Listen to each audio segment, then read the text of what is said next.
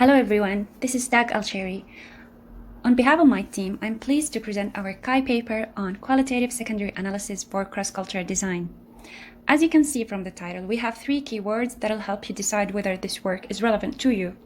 The first is Qualitative Secondary Analysis. We review what it is and why you should consider it if you have qualitative data. We discuss current approaches to culture in cross-cultural design and why we need an alternative approach. And finally, we illustrate our work in a case study with Saudi transnationals and what cultural dimensions we have defined with them. The problem that triggered this work was working with understudied or underrepresented groups for which there isn't much data in cross-cultural design. So our main question that guided this work was how to construct a cultural understanding of the population you're studying. We discussed the 2 predominantly used approaches in cross-cultural design, their limitations, and building on them, we propose an alternative approach.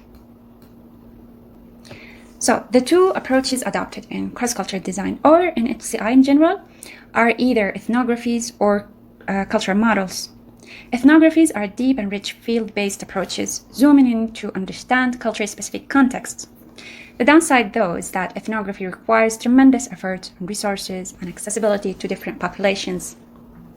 Whereas cultural models, like Hofstede's model, are characterized by being overarching and aggregate approaches, providing high-level analysis and are useful for cross-cultural comparison. The downside here is that they provide a predefined set of dimensions that are applied universally and assume deterministic view of culture. For example, in Hofstede's model, each culture is given a score under each dimension. The risk of this view is that it may perpetuate stereotypes rather than providing a space for alternative narratives. So going back to our question, trying to find an approach to understand our population's culture and looking at the literature, we found that there's no alternative methods for incorporating culture in design. There are also calls for bottom-up, subjective, and dynamic approaches to culture, and that's where qualitative secondary analysis comes in. So we define qualitative secondary analysis as an empirical exercise conducted by the reuse of existing data produced in previous primary studies in order to find answers to new secondary research questions that differ from the original questions asked in the primary research. So back to what makes it suitable for addressing our issues. The first thing is that it provides a bottom-up subjective approach to construct richer and more dynamic understanding of culture.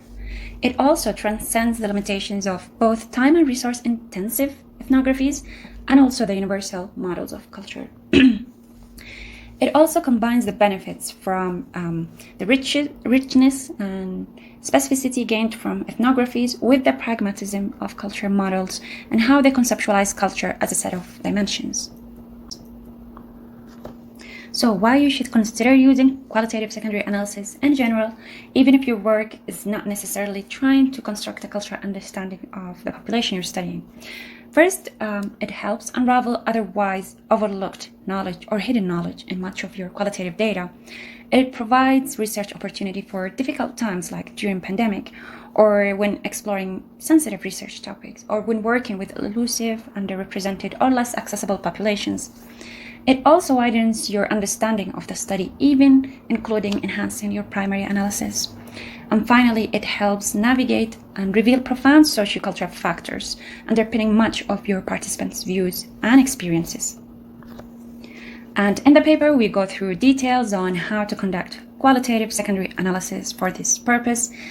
So if you have any question at any point, feel free to contact me if you need help with conducting qualitative secondary analysis.